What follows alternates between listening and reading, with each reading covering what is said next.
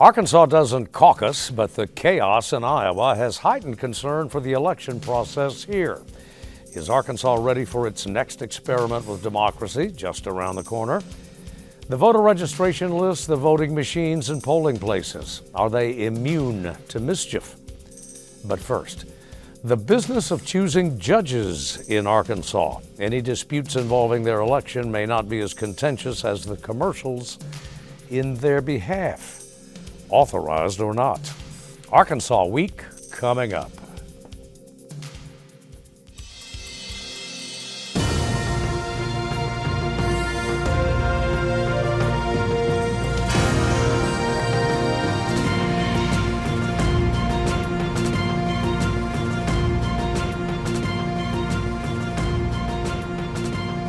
Support for Arkansas Week provided by the Arkansas Democrat-Gazette, the Arkansas Times, and KUAR-FM 89. Thank you, everyone, very much for joining us again for Arkansas Week. 36 years ago, Arkansas used caucuses to choose presidential nominating delegates. Once was enough.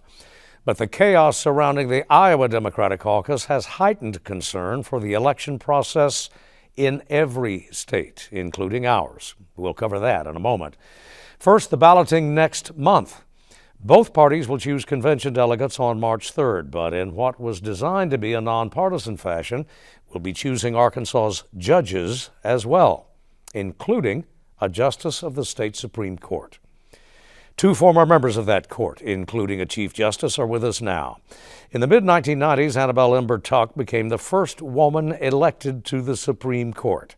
In 2004, Betty Dickey was named to fill the unexpired term of Chief Justice Dub Arnold and later was an appointed Associate Justice. Both are directors of Arkansas Judges, a nonprofit, nonpartisan committee, one mission of which is to cut through the fog that can arise in judicial elections and to provide voters with reliable information about candidates. Your Honors, thank you very much for being with us. Thank you. And I'll begin with whomever wishes to begin. We're going into an election cycle here, a judicial cycle anyway, in which, numerically speaking, rather a lot is at stake in simple terms of turnover. It may turn off some people, but we've got a lot of turnover. Anyway. Judge Dickey? In 2000, when we ratified Amendment 80 to the Constitution, we started nonpartisan judicial elections in an effort to depoliticize the judicial campaigns. And so candidates no longer had to pledge an oath to a particular party. And now, years later, Justice Brown has written an article saving the Arkansas Supreme Court that says the last three elections, the justices, the three successful candidates, all were beneficiaries of hundreds of thousands of dollars from unidentified groups in their campaigns, some that they didn't even know about. The names of groups that you'd think were legitimate, such as the Judicial Crisis Network, the Judicial Fairness Institute, the Law Enforcement Association, and the Republican State Leadership Committee, which has nothing to do with the Republican Party. And so we are now struggling with how to disclose money from groups such as these that don't wish to let the voters know who they are. Well, in fact, there is really no mechanism, no legal requirement for disclosure, is there not? There is not, at least yet. The fact is, and this is the dark money, we call it dark money because of the failure to be transparent and disclose who's contributing to these what we call 501c4s. And the U.S. Supreme Court has made very clear that judicial elections are a different kettle of fish than elections of representatives or executives, governors. And so states have a compelling interest to do restrictions such as judges cannot personally solicit funds, campaign funds. There are all kinds of restrictions in the Code of Judicial Conduct on judicial candidates. And states have a right, a compelling interest in weighing First Amendment rights. And at the last legislative session, there were 2 proposals put before the legislature by Republicans to, so to speak, require disclosure of what we call third parties in judicial elections, to require them to disclose who their donors are. Of course, the kicker is what will be the trigger. And so, you know, that particular legislation did not make it out of committee, but I'm sure that there will be maybe another effort, at least in judicial elections, to have disclosure. And the reason is judges are not responsible to their constituencies. They are responsible to be fair and impartial. I often say to people who say, "What is your position on this?" And I would say, I presume you want me to have an open mind and be fair and impartial in your case and not pronounce something ahead of time. And so, as Justice Dickey said, Amendment 80 was a bipartisan referral by the legislature to take that kind of politics out of judicial elections where you were affiliated with one party or another. And it's to make sure that our voters, the Arkansas voters, trust their judicial system will be impartial and fair. Have we seen, Your Honors, in recent years, have we seen, though, the spirit of 80 fall short? Absolutely. And by judicial candidates. Well, and judicial candidates have, in certain circumstances, gotten into trouble over that, sometimes with the Judicial Discipline Commission, because the Code of Judicial Conduct applies to the candidates even if you're not a judge at that point. So there's been some problems there, but as you know, judicial candidates also have First Amendment rights. So it's a real balance. It's a real balance, and I realize I'm probably and behaved in such a way that I wanted to be sure everybody knew I had not made up my mind ahead of time before I'd seen any evidence or read any briefs. And I was very cautious. You too, among other judges have and attorneys, are strong advocates. As a matter of fact, you're board members of an organization, Chief Dickey, that seeks to kind of clear away the fog with an organization and a website that voters can turn to assess judicial candidates. Far better than any cable or cyber or television advertising. The Voter's Guide, which Justice Tuck has worked hard to develop. I think we even have an address for it. There we are, yeah. Yes. It's arkansasjudges.org, very easy.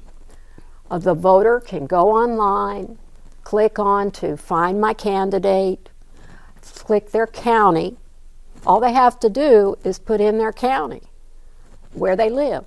And once they do that, they will see on the screen all the candidates that are going to be on their ballot in their county for judge.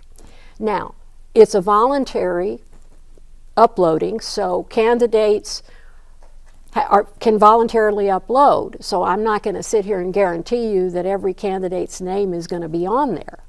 But in Northwest Arkansas, in Northeast Arkansas, obviously in Pulaski County, you're going to see a lot of candidates' names, and you can click on their name, see their picture and their bios, and read about them, and make up your own mind, as opposed to listening to ads, 30-second ads, that don't tell you much of anything about a candidate. In fact, sometimes they have been in the past misleading, and don't tell you who is the group and who is donating to that advertisement. It probably isn't even the candidate, because the vast majority of money that was spent in the past 2 or 3 cycles on Supreme Court races has been by independent third parties, not the candidate. The vast amount, and that's nationwide too. In light of that, and I'll start with Judge Dickey, are you concerned about, and others have expressed the concern, I wonder if you share it, about a politicization of the judiciary at just about every level, but certainly at the appellate level? Or a politicizing again, yes, I think we are concerned. As Annabelle and I mentioned, that Amendment 80 of 2000 we thought was working to depoliticize. Dark money has created so many more problems for us. Justice Anton Scalia, as Justice Brown has mentioned in another of his articles, he championed unlimited corporate contributions, but he strongly advocated transparency for individual donors, and he said requiring people to stand up in public for their political acts fosters civic courage, without which democracy is doomed, which I think is relevant. Well, and that's exactly what Justice Roberts said in the Williams-Wiley decision back in 2015, which judges are different. We need them to be trusted, so we need, states can have a compelling interest to restrict certain things in how those elections are run, whether it's candidates cannot personally solicit funds, there's always a campaign committee. It's important for, I think, Arkansas voters to remember that they want judges who are fair and impartial and not bent one way or the other, because that will immediately politicize the judiciary. Now, the Supreme Court of Arkansas addresses first impression issues. That is the job of the Arkansas. They're issues that have never been decided, at least by our court. And all I'm saying is, I think it's important for the candidates to be able to say and mean that they do not know what they're going to rule on any particular issue till they're faced with it. I can remember many times my husband of blessed memory would say, you know, can't you just express your opinion on this? And I would say, no, not until I see the record and read the briefs, because I guarantee you I'm going to find out I was wrong. Justice Tuck, Justice Dickey, thank you for being with us. We have to end it there. We're simply out of time. Thank you for being part of the program. Thank you very much for allowing us to talk. And don't forget, arkansasjudges.org. There you are. Come back soon. Thank you. And we'll be right back.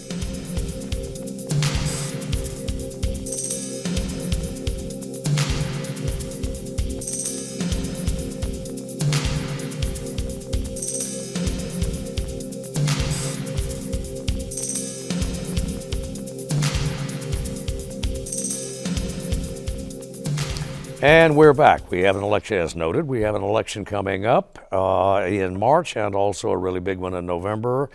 And in light of all the confusion, the chaos in Iowa, understandably, that has underscored concerns everywhere about the security and the efficiency of the election process in the respective states, including Arkansas. We are joined by Terry Hollingsworth, the Pulaski County Clerk, who oversees elections in the state's largest county, and Jeff Priebe is an attorney with a lot of experience in election laws, procedures, etc.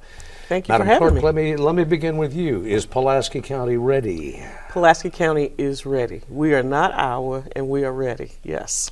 We, and I should inform the audience that we made repeated efforts to get a representative from the Secretary of State's office on the broadcast. They were unavailing. The Secretary of State, of course, has responsibility statewide for the election process.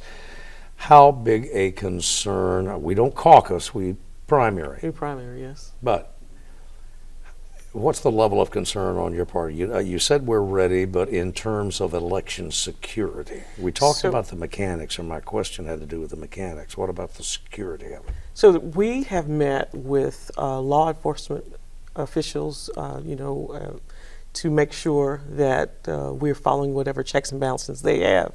But please know that our machines are not on the internet. So we have a non-internet based backup that we have in case lights go out or electricity goes out or something like that. But our machines are done the same way we've been doing it for years, and there's always a backup. So security is not an issue for us. Well, in terms of the tabulation process, you feel good about it? We feel good about it. Our machines have locks and seals, so when they are stored, they are in individual packaging, I guess what you would bring them into a storage facility for. We have individual locks on them so nobody can actually break on there. But when somebody votes, even on your electronic machine, they can view what they've voted for, and then in some cases they may even have a sheet that comes out where they can see everything that they voted. But yes, we do have backups. That's a paper backup. All right. Mm-hmm. In behalf of the Secretary of State, who did issue a statement this past week, issued sometime after the Iowa confusion, Arkansans can rest assured that we will have a secure election process. Jeff Priebe, you concur? Well, there's a lot of unknowns out there. I feel confident that Ms. Hollingsworth and the clerks are doing a very good job, but there's some concerns. We have over half the counties now, almost all the counties we've gone to vote centers instead of individual polling places. And the concern that I have is, does the general public know this? Has there been an educational piece from the state of Arkansas to inform the citizens that, look, your traditional polling place may no longer exist and you have to go to a polling center? And so that's some of the concerns I have. So even with the polling center, because there's some good things, some positives and some negatives about vote centers. And there's an ease of voting, of course, but there's still a paper backup as it relates to how people can vote.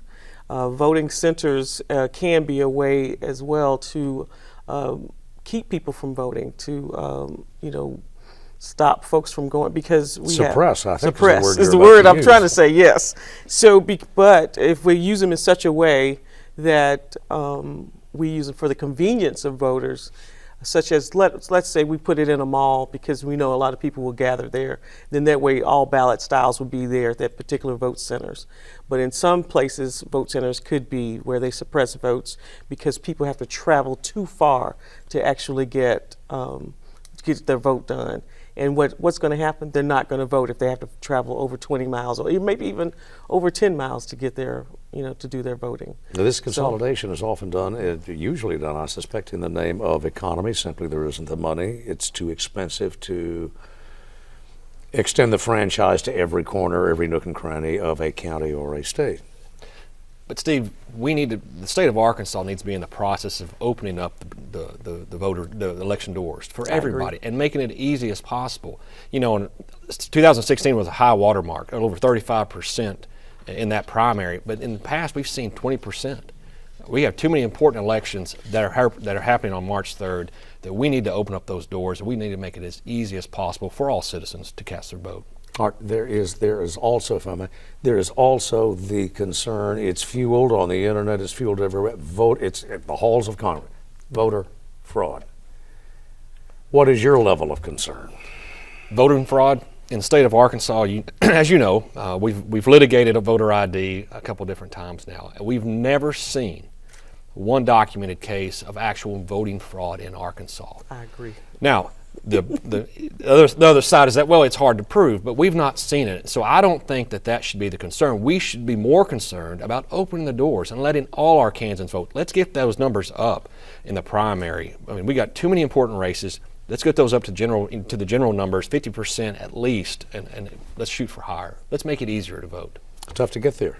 It is tough to get there because we've been registering voters, especially since that's part of my duties as the clerk. And then we're even going around the high schools trying to get those 17 and 18-year-olds registered to vote. And we're going to do 20 this year because it's 2020, so we're going to make sure we do at least 20 high schools. But one thing I wanted to mention, since Mr. Priebe mentioned it about vote centers, we do not have vote centers in Pulaski County. So, and we certainly wouldn't, if we win and if we get them, we wouldn't do them on a major election like we're doing for this presidential year, but we do not have vote centers. So there's been no consolidation on that, but the precincts are as in the previous election? Yes, all our equipment will be the same as in previous elections, yes. Jeff, in the looking at the mechanics of voting, I mean, in the booth itself across Arkansas, there's been a great deal of upgrading over the past 2 to 4 years. I think something like maybe in excess of 2/3 of the counties now have updated equipment or procedures. Are you satisfied with what you've seen? Well, I think advancements in technology, outstanding. Let's make it easier. Let's advance it. Let's make it easier for people to vote.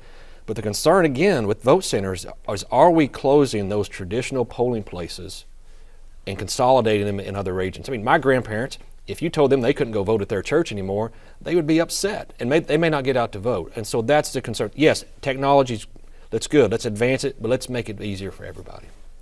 So in Pulaski County, we don't have that, but once we do decide if we want to go that route, we definitely have to have an open and public process. I am certainly in agreement with him in terms of we want people to be able to have free and available elections, because the interest of vote centers is very intriguing. It can be certainly a helpful thing to make sure that there are just open places for everybody to be able to go and vote. Mm-hmm. What is the issue confronting election officials as we begin this?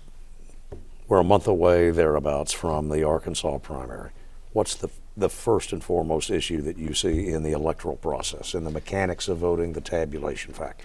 Well, I know that Ms. Hollingsworth kind of commented on the ability to make sure we have good records. But one thing that we've not done in a presidential is had voter ID, and making sure that we've educated the citizens to know what they should bring, and if they don't bring it, the proper procedures in place to cast a provisional vote, to make sure those provisional votes are cast, and more importantly, those provisional votes are counted by the election commissions the week after the election. That's one of the biggest concerns I have. Yep. Ms. Hollingsworth?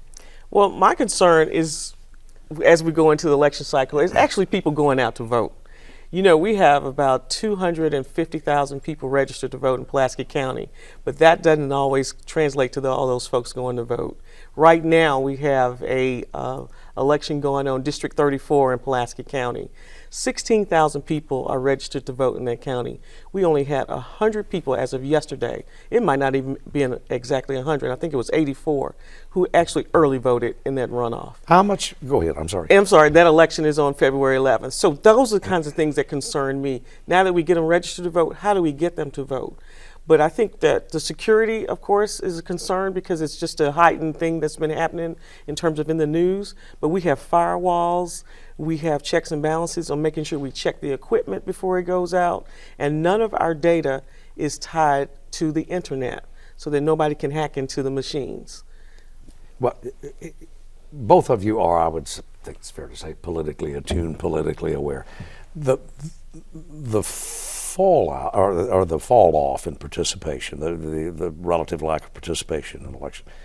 Give me your sense. Is that due to a political ennui on the part of the electorate, a disenchantment, or some other factor? I think it's all. What's driving? What do you think? I agree. I think there's a combination, Steve. Yes. I don't think we can point to one factor. I mean, in 2016, we had the high water mark. We had some presidential elections that year that really got people out to vote.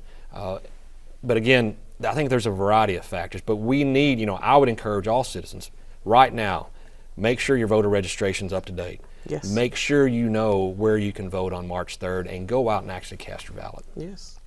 And I agree. It's not just one factor. It's a combination of factors. And I agree that we need to make sure that our citizens go to either my website at PulaskiClerk.com and look up their voter registration and that way they know where they need to vote. We are going to take a quick break here and conclude our over-the-air portion of the broadcast. Sure. But if you want more, go to the internet. We are connected to the internet, and we will stream some additional conversation. Pending that, thanks very much for joining us, and we'll see you next week.